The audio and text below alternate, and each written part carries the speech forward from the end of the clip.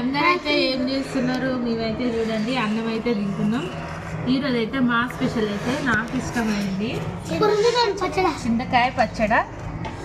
నాకైతే ఎంతో ఇష్టం అసలుకి. మా అమ్మ అయితే బాగా చేస్తుంది అప్పుడైతే, ఈ మధ్యలో అయితే బాగా అయితే చేయలేదు. ఎందుకంటే మొన్ననే సర్జరీ అయింది కదా, పులుపు అయితే పడదని చేయలేదు. ఇక చింతకాయలన్నీ అయిపోవడానికి వచ్చినాయి. ఇక అందుకోసం అయితే ఈ చింతకాయ పచ్చడి అయితే చేసిన ఫ్రెండ్స్. ఇంకా పచ్చిమిర్చి చేస్తే అయితే ఇంకా చాలా బాగుంటుంది. కానీ అవునా?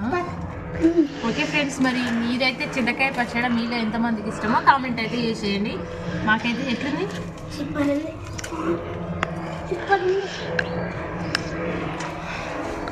ఓకే ఫ్రెండ్స్, మరి మీరందరూ అన్నం తింటారా లేదా కామెంట్ చేయండి.